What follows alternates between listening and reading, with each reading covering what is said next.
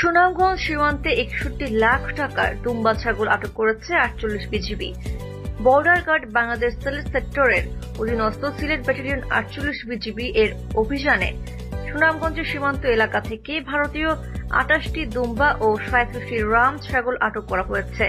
সোমবার ১২:৩০টার দিকে গোপন সংবাদের ভিত্তিতে সুনামগঞ্জ জেলার সাতক উপজেলার সীমান্তবর্তী সুরমা ব্রিজ সংলগ্ন এলাকা থেকে সেনাবাহিনীর সহায়তায় ভারতীয় ২৮টি দুম্বা এবং ৩৭টি রাম ছাগল আটক করা হয়।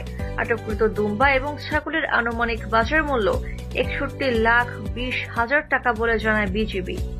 এ ব্যাপারে সিলেট ব্যাটালিয়নের ৪৮ বিজিবি অধিনায়ক লেফটেন্যান্ট কর্নেল মোহাম্মদ নাজমুল হক বলেন, আসন্ন কোরবানি ঈদকে টার্গেট করে চোরা কারবারিরা সক্রিয় হয়ে উঠেছে।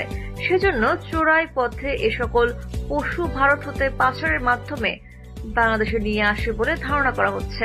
ঊর্ধ্বতন সদর দফতরের নির্দেশনা অনুযায়ী সীমান্তে নিরাপত্তা রক্ষা ও চোরাচালান প্রতিরোধে বিজিবির আভিযানিক কার্যক্রম ও গোয়েন্দা তৎপরতা সর্বতোভাবে অব্যাহত রয়েছে। এরই ধারাবাহিকতায় সীমান্তবর্তী এলাকার অভিযান পরিচালনা করে এই দুম্বা ও ছাগল জব্দ করা হয়। আটককৃত চোরাচালানি পশুসমূহ বিধি মোতাবেক প্রয়োজনীয় ব্যবস্থা গ্রহণ করা হবে।